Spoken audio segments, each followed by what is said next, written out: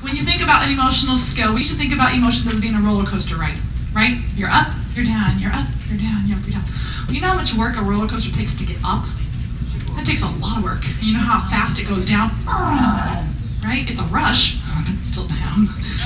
So if we think of our emotions in terms of that roller coaster, whether we realize it or not, we're thinking, oh my goodness, this is crazy, it's insane. But if we look at our emotional scale as a sliding scale, and there are 8 main things on that scale, okay? By keeping a watchful eye on your negative emotions, you will see your feelings as necessary and useful. This is the one thing I want to make sure I want to say this before we cover the emotional scale. All of the emotions are part of you, okay? It's not about being in a state of bliss all the time. Because, yes, we still have the host who will call you up the day of or the day before. I'm sorry, I can't have my show because blah, blah, blah, blah, blah, blah, blah, whatever it may be. And then for an instant, we're like, oh, because we needed that income or because whatever it may be, okay? So it's a sliding scale. Well, there are 8 main things on that scale. And from the far left, we're going to work from the far left to the far right. Far left is despair, okay? We're in the pits of despair. Princess Bride. That is often characterized as a feeling of powerlessness, okay? When you're in despair. One spot over from that is fear or worry. And that is characterized by a sense of some kind of impending doom or disaster. Going on to the next step over is anger. Now, a lot of times anger can feel like revenge, okay? That's also taking back your power when you're in the emotional state of anger. And then the next one is frustration. Frustration may feel like annoyance or just being overwhelmed or too busy, okay? After frustration comes hope. This is the first feeling on the scale that could be called productive. It's a feeling of optimism. Could even sometimes be a feeling of wishing. But instead of saying, I wish, you say, I hope. And there's a whole lot more information, by the way, that we would love to absolutely share with you. And I'm really passionate about what Train Your Brain has done for me and my family, so I'll keep going anyway. The next one is belief. And belief is a stronger feeling than hope. And it's characterized by a sense of positive experience or anticipating a good outcome with confidence when you believe it. Then it's knowing. That's a sense of complete confidence, certainty, or assuredness. I know I'm going to fill that show date, so if a host cancels, no problem. I've got plenty of people who are going to want that date. Not a problem. I got it. I know. Okay? And then finally on the far end is the feeling of joy. And some would call this feeling elevated happiness, bliss, or being in a state of appreciation. Okay, and this is the Train Your Brain emotional scale. And for me, this is a big aha to see that because I have it posted on my wall.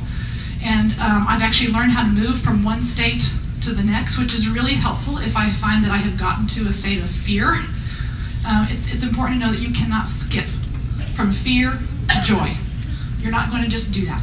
If you ever tell somebody who's in depression, oh, just be happy. It's a really simple technique that helps start that process of turning the thoughts around. Because again, the emotions are the signal that your thought is not where you want it to be, okay? So let's just start with a simple frustration. We get frustrated with our host, and we're frustrated because a host canceled a show, so now we're frustrated because we have an opening that night, which then leads to, typically the thought process would be, oh, nobody's going to want that night because it's 2 nights away. I could never book shows. And it ultimately leads to the thought of, I'm not a good person at booking, I'm not good at booking shows. So the first question, once we get to the heart of the issue, the first question that I will ask is that true? Is that completely true? And often, it's no, it's not completely true. I'm sorry not to cry, because it's so important. And it's not completely true, whatever it is. I can think of so many people that I've talked to already that, oh my goodness. Anyway, and so then after we identify that thought and say this is not true, it's to say, I disagree with that thought. And you want to use those very exact words. And the reason we do those words is because if you say that is not true, you know what? The brain totally skips the word not. And so no, you know what you're doing? You're confirming the belief that that is true. I am horrible at booking shows. That's completely true, even though you said it's not true. So you can just say, I disagree with that thought. Okay? Use better word choices. We've heard about that kind of stuff before. It really makes a big difference. So I disagree with that thought. The next thing that you want to do is you want to say, it's going to be okay. And then the third thing is, I'm okay. Okay? I disagree with that thought. It's going to be okay. I'm okay. And then the very last thing you're going to do is you're going to breathe. Okay? I'm serious. Because when you are frustrated and when you are any of those non-productive emotions, the brain doesn't get the oxygen it needs to then think clearly. So you're going to breathe. You're going to breathe in for a count of 5, and you're going to breathe out for a count of 5. So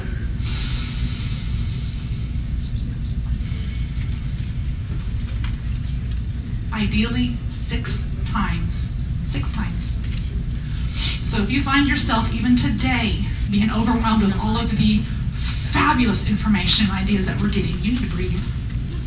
Okay? Breathe. At least 3 times, but best 6 times. It gives you a full minute of good, deep breathing to get in for 5 and out for 5. Now, personal experiences. I myself, I experience a lot of frustrations with my team.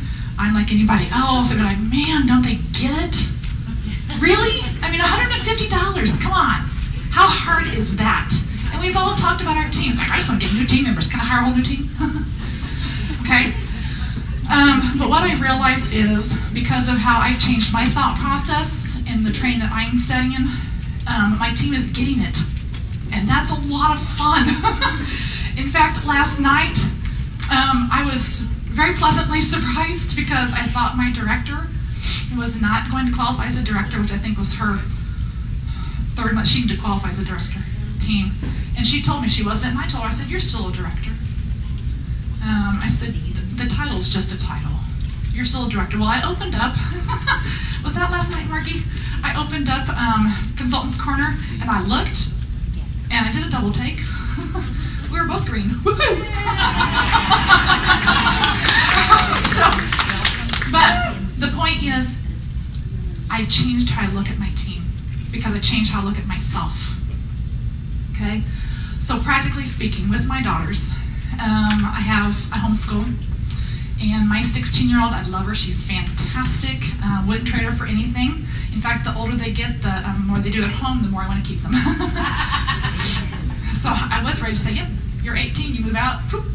You know, still love them. Anyway, one of her subjects that has been kind of a sore spot for her is math.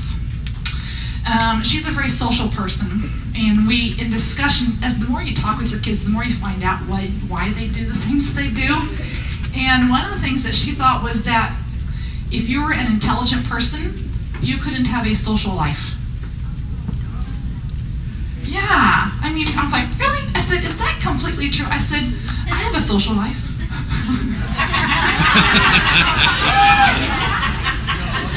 Big social life. Anyway, and so, again, is that true? And the funny part is, with all of this, I mean, she thought she couldn't do math things, and she's a very intelligent girl, and she was causing herself more frustration, and then not being able to work through things, and spending more time on a worksheet that she needed to be spending on a worksheet. And so I was able to sit with her, and I've done this a few times because it takes practice. The first time around, they're not going to get it, but it's a work in progress. And so, actually, the last time I sat down with her to walk through these steps, I said, come on, Raylan, let's do this. What's the thought? Okay, she identified that thought, and I said, is that completely true? And she said, no, but she wanted to hold on to that thought, okay? I don't know why, it was not a very powerful thought, but anyway. She wanted to hold on to that thought. And I said, you know this is going to help you out, don't you? And she was like, she started to smile because she knew that what I was taking her through would make a difference, that she would do better, she would think better. And so we did that process, and she thought, and she's doing better. Her schoolwork is doing better because she's realizing that the thoughts that she was allowing herself to believe over and over and over again, from wherever they came, somebody said something that made her think, oh, and it didn't clash with, it clashed rather with what she anticipated in her life. And so, anyway, and then I have a daughter who is 13, and she's taking drum lessons and was experiencing some frustration with a technique that she was trying to develop, and came to me crying after her drum practice. And I said, Lana, it's going to be okay. And I didn't follow the same process with her, but what I told her to do was to go back and do something she knew she could do. So in our businesses, you know, if consultants is frustrated, they can't do the hands-on show, go back and do what you know you can do. Okay? And she felt better after that. She wasn't ending her, I didn't want her to end her drum practice crying. What's that going to do? She's going to eventually want to quit, and she's good. It's just a matter of learning the skill. Okay? So anyway, that's probably the biggest thing that I have been very adamant about. And practically speaking, that's what's helped us the most. And so I share those 4 simple steps. Like I said, there's a whole lot more with this, and anybody who is studying the same program can attest to that. There's just so much, so much. One thing that we wanted to share with you is whether you call them mantras or affirmations or positive statements or declarations, whatever it is, train your brain is also really big on how you talk to yourself. Okay? As Grace said earlier, it's always in the positive, as if it's achieved. And another key thing too is it needs to get you excited. So make sure you're getting excited about it. So here are my 3 that I love. Okay? My first one is, my business is growing by leaps and bounds, and I love it.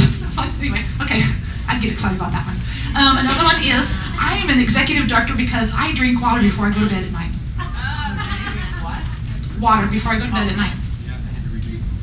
Okay, I'm an executive director because I drink water before I go to bed at night. That's mine. There's a reason for that. I'll tell you why later. Anyway, like I said, there's so much more information. And then my third one that I love to say is, I'm a money magnet. I'm a money magnet. One thing we want to preface is these are our mantras. If you like them, you can feel free to use them, but you need to find something that excites you for a part of your business that you want to grow in. And another key is no more than 3, folks. You go more than 3, your brain's going to be overloaded, okay? If you need to start with 1, go with 1, but no more than 3, okay? My toppity tip 1 is, I'm an executive director with the fastest growing team in the company.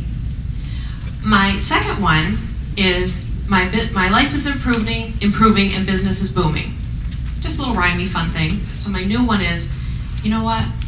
I can lose 5 pounds. I can lose 5 pounds. That makes me feel good because I can do 5 pounds. Okay? So if you find a mantra, you know what would be good? It's not going to work for you. You got to tweak it. Okay? So when you make these, plaster them everywhere. Mine are posted on the baby wipes in my home. They are posted on my laptop. I literally put them on the ceiling. So when I wake up with a screaming child, I look up and I say, oh yeah, I'm an executive director with the fastest growing team in the company. Okay, now I'm ready to face the day. You know? So put them everywhere. And my husband actually repeats this back to me. If you can find somebody who is supportive to you, please have them say this back to you. He sends me emails through the day. He says it to my face. Have somebody be your support system with this and just tell you this. Am I right now an executive director? No. Will I be? Yes. And will I have the fastest growing team in the company? Sorry guys, yes I will.